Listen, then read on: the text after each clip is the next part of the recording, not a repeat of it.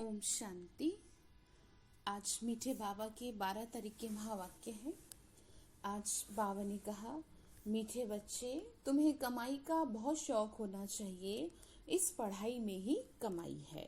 यानी कि जो ये ज्ञान है, जितना जितना ज्ञान सुनते जाएंगे उतना 21 जन्मों के लिए कमाई हमारी होती जाएगी। प्रश्न बाबा ने पूछा, ज्ञान के बगैर कौन सी खुशी की बात भी विघ्न रूप बन जाती है। मतलब ज्ञान नहीं है तो कौन सी छोटी छोटी बातें भी विघ्न रूप बन जाती हैं। बाबा ने का आंसर है साक्षात्कार होना। ये है तो खुशी की बात, लेकिन अगर यथार्थ रूप में ज्ञान नहीं है तो और मूंझ जाते हैं। जैसे किसी को किसी का साक्षात्कार होना, कुछ दिखाई देना है तो बहुत अच्छी बात, लेकिन इससे कुछ प्राप्ति नहीं है। वो तो बाबा ने हमें ज्ञान दिया तो हमें समझ में आया कि हमें प्राप्ति होगी केवल ज्योति बिंदु स्वरूप बाबा को देखने से, उनके वाइब्रेशंस लेने से। तो इसीलिए बाबा ने कहा वो मूंझ जाते हैं जिनको ये ज्ञान नहीं होता। बाबा ने कहा, समझो किसी को बाप का साक्षात्कार हुआ, बिंदु देखा तो क्या समझेंगे और ही मूंझेंगे, कंफ्यूज हो जाते हैं ना। इसीलिए ज्ञान के बगैर साक्षात्कार से कोई भी फायदा नहीं है। इसमें और ही माया के विघ्न पड़ते हैं। कईयों को साक्षात्कार का उल्टा नशा भी चढ़ जाता है। तो मतलब आपको समझ में आया ना कि क्या बाबा से शक्तियां लेना ही सब कुछ है, इसके अलावा और कुछ भी नहीं। तो गीत है, तकदीर जगा कर आई हूँ। कौन? आत्मा। मैं आत्मा, मेरी तकदीर जगा दी ना बाबा ने। ओम शांति। मीठे मीठे रूहानी बच्चों ने गीत सुना, नयों ने भी सुना, पुरानों ने भी सुना, कुमारों ने भी सुना कि ये पाठशाला है। पाठशाला में कोई ना कोई तकदीर बनाई जाती है। वहां तो अनेक प्रकार की तकदीर है। कोई सर्जन बनने की, कोई बैरिस्टर बनने की तकदीर बनाते हैं। मतलब स्कूल में जाते हैं ना पढ़ने, लेकिन ये तो है देवता बनने की।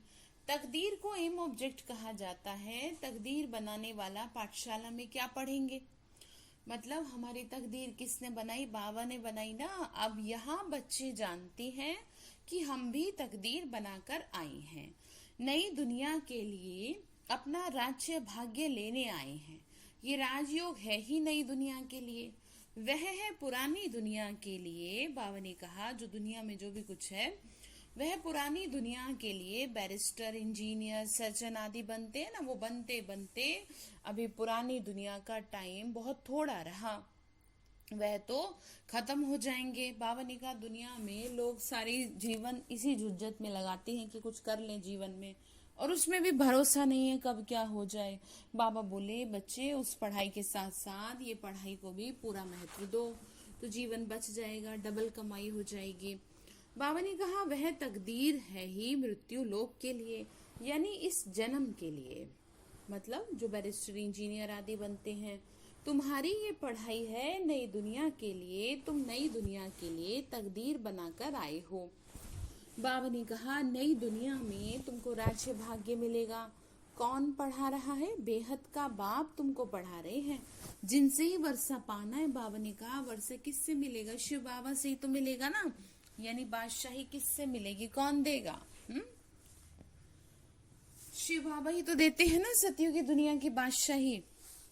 फिर बाबा ने आगे कहा बाप से ही मिलता है, दूसरा वर्षा मिलता है अपनी पढ़ाई का। अच्छा, फिर जब बूढ़े होते हैं तब गुरु के पास जाते हैं। क्या चाहते हैं उनके पास जाकर? कहते हैं हमको शांति धाम में जाने की शिक्षा दो, हमको सदगति दो, यहाँ से निकाल शांति धाम में ले जाओ। अब बाप से वर्षा मिलता है तो टीचर से भी मिलता है। बाबा ने कहा कि मेरे पास आते हैं कि हमें जो है दुखों से छुड़ाओ।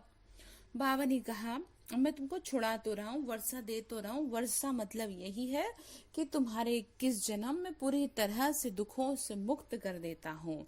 बुक हो गए ना आगे के 21 जन्म इस ज्ञान की वजह से। अच्छा, बाबा ने फिर आगे समझाया, कहते हैं हमको सदगति दो। अब बाप तो समझा रहे हैं ना इस जन्म के लिए, बाकी गुरु से कुछ भी मिलता नहीं है। वैसे तो कहते हैं ना गुरु बिना ज्ञान नहीं, लेकिन गुरुओं का भी गुरु तो शिव बाबा ही है ना, ज्योति बिंदु। टीचर से पढ़कर कुछ ना कुछ वर्षा पाती है। टीचर बने, बाबा ने कहा सिलाई टीचर बने, क्योंकि आजीविका तो चाहिए ना। तो बाप तो टीचर बन के भी पढ़ा रहे हैं और इस पढ़ाई से कमाई करा रहे हैं, सत्य कर्म करा रहे हैं, श्रेष्ठ कर्मों की शिक्षा दे रहे हैं, तो हाथ भरतू हो गए ना। फिर बाप का वर्षा होते हुए पढ़ते भी हैं, पर बाप का वर्षा होते हुए भी पढ़ते हैं कि हम भी अपनी कमाई करें। अच्छा, कई ऐसे होते हैं कि भले कितनी भी धन दौलत है लेकिन फिर भी पढ़ते हैं, खुद पे स्ट्रांग बनना चाहते हैं ना। बाबा ने कहा गुरु से तो कुछ भी कमाई होती नहीं। हाँ, कोई कोई गीता आदि अच्छी रीति पढ़कर फिर गीता का भाषण आदि करते हैं। यह सब है अल्पकाल के लिए सुख। अब तो इस मृत्यु लोक में है थोड़ा सा समय। पुरानी दुनिया अब खत्म होनी है, तुम जानते हो। हम नई दुनिया के लिए तकदीर बनाने आए हैं। किस लिए आए हैं यहाँ पर? ज्ञान सुनेंगे, ज्ञान से तकदीर बनेगी। बाबा ने कहा पुरानी दुनिया के मनुष्य तो वह करा नहीं सकते, नई दुनिया में ले जाने की तैयारी कैसे कराएंगे, उनको खुद ही नहीं पता। तो बाबा ही तो है ना जो हम बच्चों को बताते हैं। बाबा ने कहा वह बाप ही तुम्हारा बाप भी है, टीचर भी है और गुरु भी है, और वह आते हैं संगम पर भविष्य के लिए कमाई करना सिखाते हैं। अब इस पुरानी दुनिया में तो थोड़े रोज हैं। बाबा बोले थोड़े से दिन रह रहे हैं बस यहाँ पर, ज्यादा दिमाग मत लगाओ, ठीक है। बाबा ने कहा गुरु भी दुनिया के मनुष्य, बाबा ने कहा गुरु भी है, शिव बाबा तो गुरु भी है ना, गुरु बन करके हमारे को सही दिशा दिखा रहे हैं। और वह आते हैं संगम पर भविष्य के लिए कमाई करना सिखाते हैं। अब इस पुरानी दुनिया में थोड़े रोज है। देखो बार बार शिव बाबा पाठ पक्का करा रहे हैं, इसीलिए करा रहे हैं कि तुम इस बात को बहुत अच्छी रीति समझ लो कि अब थोड़े से दिन ठहरे। ये दुनिया के मनुष्य मात्र नहीं जानते, कहेंगे नई दुनिया फिर कब आएगी। ये गपोड़ा मारने वाले हैं, बाबा ने कहा। ऐसे समझने वाले भी बहुत हैं। मतलब कई लोग ऐसे कहते हैं ना, हाँ कि ये सब क्या है, तो बाबा ने कहा ये सब वो कहते हैं कि गपोड़ा मार रहे हैं ये। तो बाबा ने कहा ठीक है, उनको ऐसा समझते हैं तो समझने दो। बाप कहेंगे नई दुनिया स्थापन होती है, बच्चा कहेगा ये गपोड़ा है, तो फिर क्या करे बताओ। तुम बच्चे समझते हो नई दुनिया के लिए ये हमारा बाप टीचर सतगुरु है। बाप आती हैं शांति धाम सुख धाम में ले जाने, कोई तकदीर नहीं बनाते, गोया कुछ भी समझते नहीं हैं। बाबा ने कहा कि देखो मैं तो तुम्हें दिखाता हूँ सही रास्ता, और फिर कई लोगों समझते ही नहीं। बाबा ने कहा कितना समझाते हैं।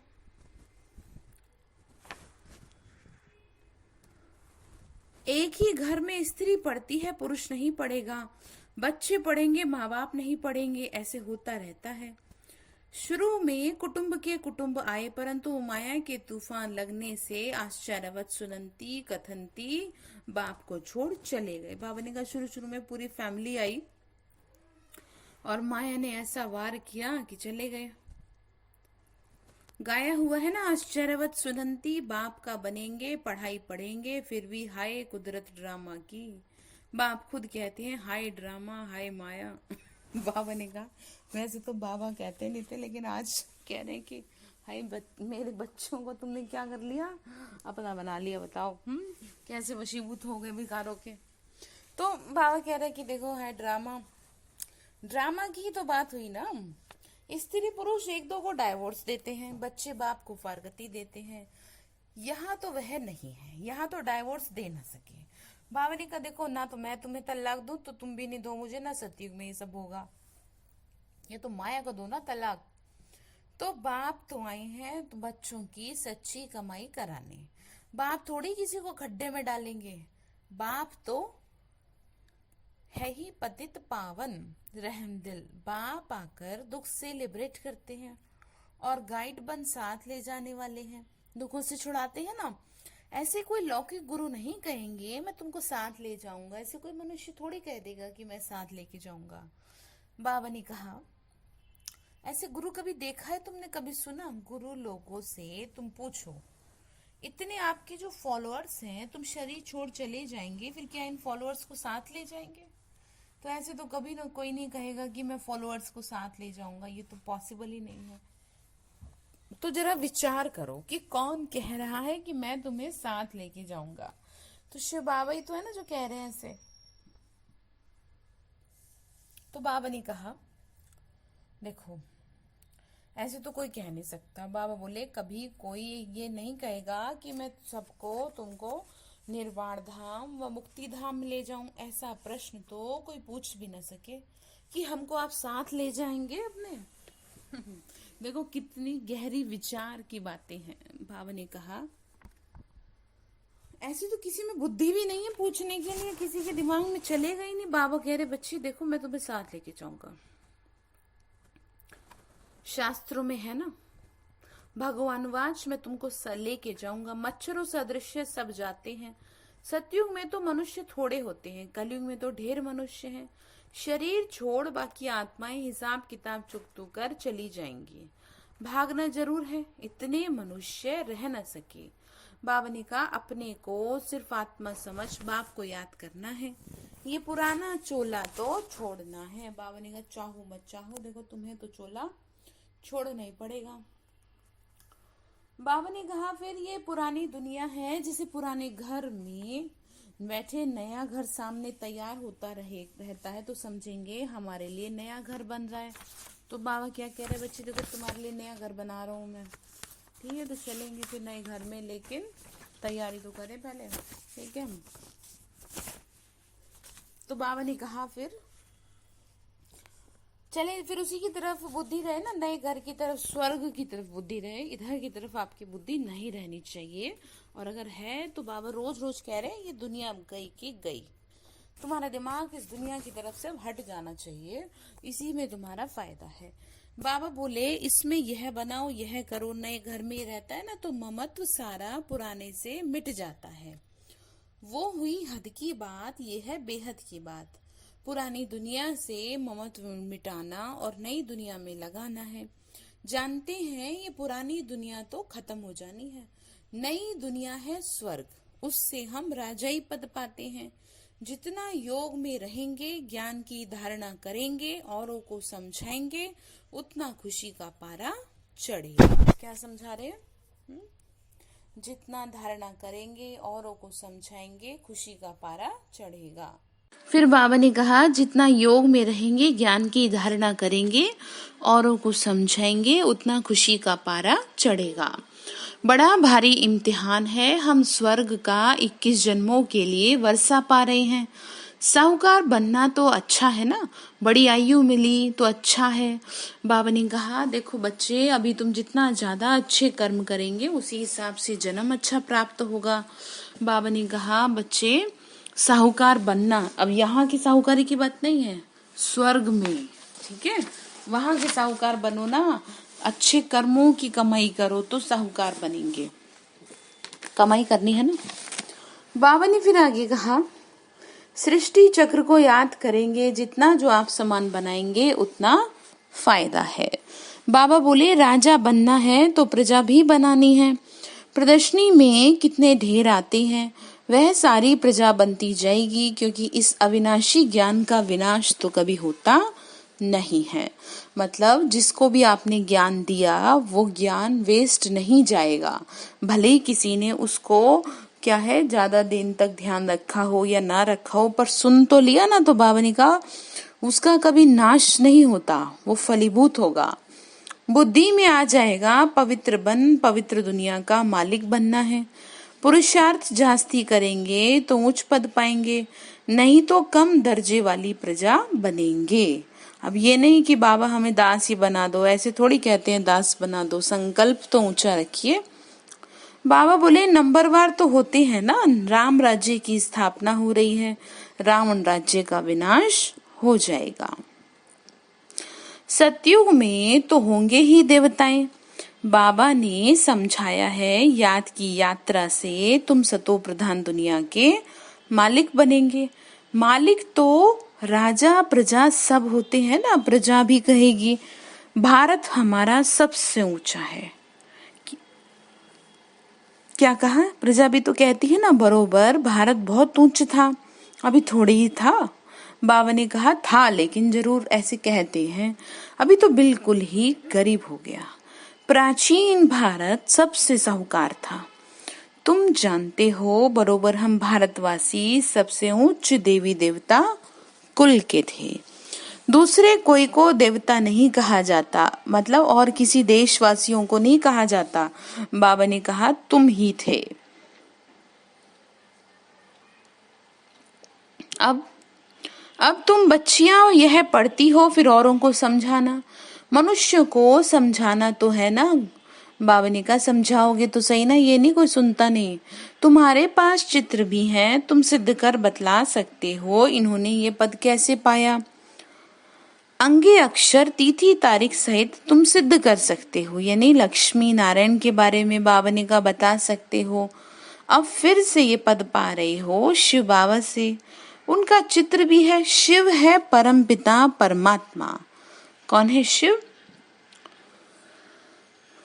परम पिता परमात्मा। बाप कहे बच्चे ब्रह्मा द्वारा तुमको योग बल से 21 जन्मों का वर्षा मिलता है। किसके द्वारा मिलता है? ब्रह्मा के द्वारा मिलता है ना। बाबा ने फिर आगे समझाया, बच्चे सूर्यवंशी देवी देवता विष्णुपुरी के तुम मालिक बन सकते हो।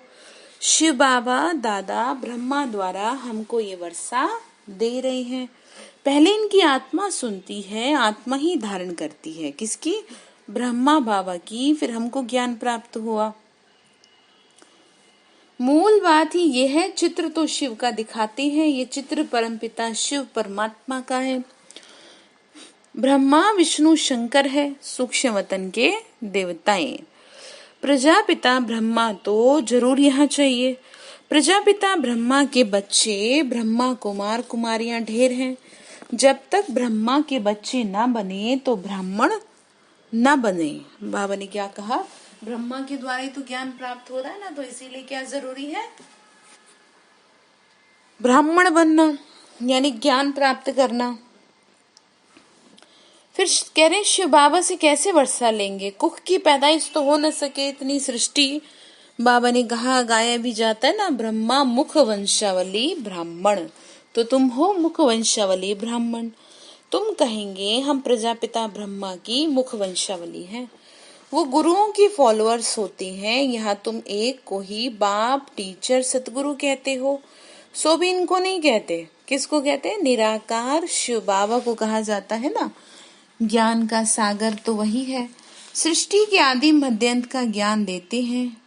टीचर भी इनको नहीं कहते हो। टीचर भी कौन है? निराकार शिव बाबा, जो साकार द्वारा सुनाते हैं। आत्मा ही बोलती है। आत्मा कहती है मेरे शरीर को तंग मत करो। आत्मा दुखी होती है तो समझानी दी जाती है। बाबा ने कहा कि देखो जब आत्मा दुखी होती है तो समझाते हैं ना कि क्यों दुखी हो रहे हो, जबकि विनाश तो सामने खड़ा है। अब दुख के दिन गए, सुख के दिन आए की आए। पारलौकिक बाप आते ही हैं अंत में सबको वापस ले जाने। बाकी जो भी कुछ है वह सब विनाश हो जाएगा। इसको कहा जाता है मृत्यु लोक। स्वर्ग तो यहाँ पृथ्वी पर होता है। बाबा ने क्या कहा? स्वर्ग के ऊपर में थोड़ी है, स्वर्ग तो यहाँ पे करेंगे ना, तैयार करेंगे स्वर्ग। दिलवाड़ा मंदिर बना हुआ है, नीचे तपस्या कर रहे हैं। ऊपर में है स्वर्ग, नहीं तो कहाँ दिखावे। ऊपर में देवताओं के चित्र दिखाए। बाबा ने कहा देवताओं के चित्र ऊपर में दिखा, ऊपर थोड़े कुछ है, यहीं पर है। क्योंकि यही तो धरनी तैयार होगी ना, वह भी होंगे तो यहाँ पर ही। देवताओं का जन्म सबका धरती पर दिखाया है, आकाश में किसी का जन्म नहीं दिखाया। समझाने की बड़ी युक्तियां चाहिए, मंदिरों में जाके समझाना चाहिए। ये शिव बाबा का यादगार है जो शिव बाबा हमको पढ़ा रहे हैं। क्या कहा? शिव बाबा का यादगार। दिलवाड़ा मंदिर में जब जाएंगे ना मधुबन तो देखेंगे बाबा ने का मंदिर बना हुआ है ना, कैसे नरक और स्वर्ग को बहुत अच्छे से दिखा रखा है। शिव है वास्तव में बिंदी, परंतु बिंदी की पूजा की कैसे जाए, फल फूल कैसे चढ़ाएं, इसीलिए बड़ा रूप बना दिया। इतना बड़ा रूप जो बना दिया, वास्तव में शिव बाबा ऐसे थोड़ी दिखते हैं। शिव बाबा का रूप तो है बिंदी, लेकिन शक्ति में अथाह है। बड़ी चीज हो तो साइंस आदि वाले झट उनको पकड़ ले, ना इतना 1000 सूर्य से तेज वाला तो कुछ भी नहीं। कोई कोई भक्त लोग भी आते हैं ना, कहते हैं बस हमको यह चेहरा देखने में आता है। बाबा समझते हैं इनको परमपिता परमात्मा का पूरा परिचय मिला नहीं, उनकी तकदीर ही नहीं खुली जब तक बाप को ना जाने, ये ना समझें कि हमारी आत्मा बिंदी समान है, शिव बाबा भी बिंदी है, उनको याद करना है। ऐसे समझ जब याद करें तब विक्रम विनाश हो। बाकी ये देखने में आता है, ऐसा दिखता वैसा दिखता, इनको फिर माया का विघन कहा जाता है। जैसे किसी को कुछ साक्षात्कार हो गया, किसी को कुछ दिखाई दे गया, लेकिन वास्तव में देखने की चीज तो बिंदु रूप शिव बाबा है। अब वो अगर किसी को दिखे तो कंफ्यूज हो जाए, तो इसीलिए समझाया कि अगर आप उसकी शक्ति को महसूस कर लेते हैं तो अहो सौभाग्य। बाबा ने कहा इसको फिर माया का विघन कहा जाता, अभी तो खुशी में है, हमको बाप मिला है। बाबा कहते हैं कृष्ण का साक्षात्कार कर खुशी में बहुत डांस करते हैं, परंतु उनसे कोई सदगति नहीं होती है। साक्षात्कार तो अनायास ही है, मतलब दिखने से कुछ नहीं है, सदगति होगी उसकी याद में बैठने से। अगर अच्छी तरह से पढ़ेंगे नहीं तो प्रजा में चले जाएंगे। साक्षात्कार का भी फायदा तो मिलना है ना, भक्ति मार्ग में बड़ी मेहनत करते हैं तब जाके तो किसी देवी देवता का साक्षात्कार होता है। यहाँ थोड़ी भी मेहनत करते हैं तो बाबा ने कहा यहाँ थोड़ी भी मेहनत करते हैं तो साक्षात्कार होता है, लेकिन बाबा ने का फायदा तो कुछ भी नहीं है। कृष्णपुरी में साधारण प्रजा आदि जाकर बनेंगे। अभी तुम बच्चे जानते हो, शिव बाबा हमको ही नॉलेज सुना रहे हैं। बाबा ने कहा कोई भी साक्षात्कार हो रहा है उससे क्या होगा, उससे तो कुछ होगा नहीं, तुम्हारी सदगति तो मेरी याद से होगी, तो तुम याद पे ध्यान दो। ये समझाया जा रहा है कि कुछ भी करो बस मुझे याद करो तुम, ठीक है। बाबा ने कहा भी तुम बच्चे जानते हो ना, शिव बाबा हमको ये नॉलेज सुना रहे हैं, बाप का फरमान है पवित्र जरूर बनना है, परंतु कोई कोई पवित्र भी रह नहीं सकते। बाबा ने कहा कभी पतित भी यहाँ छिपकर आ जाते हैं, अपना ही नुकसान करते हैं, अपने को ठगते हैं, बाप को ठगने की तो बात ही नहीं। बाबा ने कहा गफलत कर रहे हैं, मेरा क्या करेंगे, बाप से ठगी करके कोई पैसे लेने हैं क्या, जैसे छोटे होते तो कर देते थे, लेकिन भगवान से क्या ठगी करेंगे, अपना नुकसान कर लेते हैं। शिव बाबा की श्रीमत पर कायदे से नहीं चलते तो हाल क्या होगा, समझा जाएगा तकदीर में ही नहीं है। नहीं पढ़ते हैं तो और ही वो दुख देते रहेंगे, तो एक तो बहुत सजाएं खानी पड़ेंगी और फिर दूसरा हो जाएगा पद भ्रष्ट। इसीलिए फायदा इसमें है कि बस उसकी आज्ञाओं का पालन करते रहो, कोई भी कायदे के विरुद्ध बाबा बोले काम नहीं करना चाहिए। बाप तो समझाएंगे ना। बाबा ने कहा देखो ऐसा है, तुम हो मेरे बच्चे, ठीक है, अब तुम्हें तो मैं समझाता रहूंगा अंत तक, अब ये तुम्हारे ऊपर है कि तुम कितनी बात अपने अंदर उतारो, ठीक है। बाप तो कमाई का रास्ता बता रहे हैं, कोई करे ना करे वो उनकी तकदीर।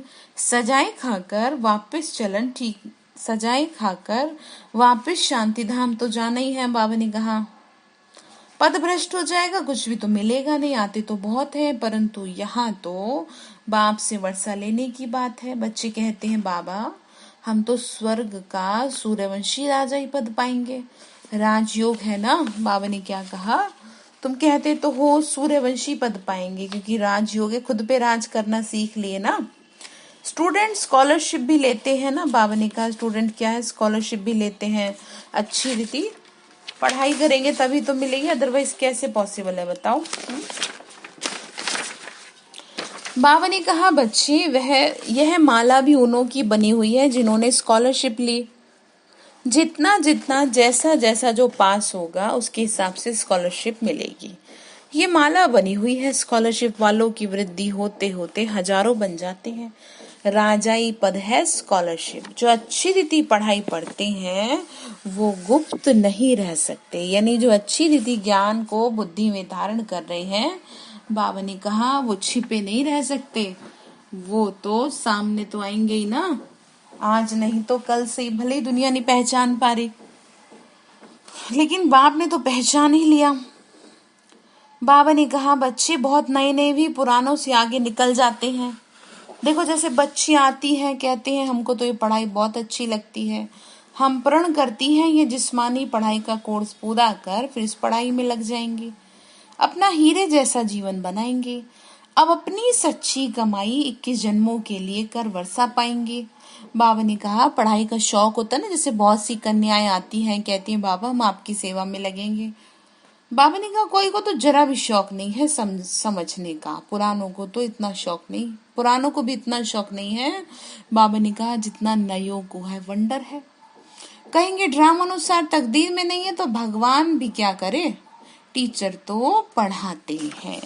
बात समझ में आई कि कितना समझा रहे हैं कि देखो नए बच्चे ऐसे और पुराने बच्चे ऐसे हो गए हैं। अब ड्रामा में यही हिसाब हो रहा है तो अब बाबा भी क्या करे, ठीक है। अच्छा मीठे मीठे जिक्की लदे बच्चों प्रति माता पिता बाप दादा का याद प्यार और गुड मॉर्निंग। रूहानी बाप की रूहानी बच्चों को नमस्ते। हम रूहानी बच्चों की रूहानी माता पिता बाप दादा को नमस्ते। मीठे बाबा नमस्ते। शुक्रिया बाबा शुक्रिया। तो धारणा के लिए मुख्य सार है अपनी कमियों को छिपाना भी स्वयं को ठगना है, इसीलिए कभी भी अपने से ठगी नहीं करनी है। दूसरी पॉइंट है अपनी उच्च तकदीर बनाने के लिए कोई भी काम कायदे के विरुद्ध नहीं करना, पढ़ाई का शौक रखना, आप समान बनाने की सेवा करनी है, ठीक है। बाबा ने क्या कहा, शौक रखना है ज्ञान का। वरदान दिया बाबा ने हर कदम फरमान पर चलकर माया को कुर्बान बनाने वाले सहज योगी भव। हर कदम बाबा के फरमान पे चलना है तो माया भी कुर्बान हो जाएगी। जो बच्चे हर कदम फरमान पर चलते हैं उनके आगे सारी विश्व कुर्बान हो जाती है, साथ साथ माया भी अपने वंश सहित कुर्बान हो जाती है। पहले आप बाप पर कुर्बान हो जाओ तो माया आप पर कुर्बान हो जाएगी, और आप बाबा ने कहा और आप अपने श्रेष्ठ स्वमान में रहते हुए हर फरमान पे चलते रहो तो जन्म जन्मांतर की मुश्किल से छूट जाएंगे। अभी सहज योगी और भविष्य में सहज जीवन हो जाएगी। तो ऐसी सहज जीवन बनाओ।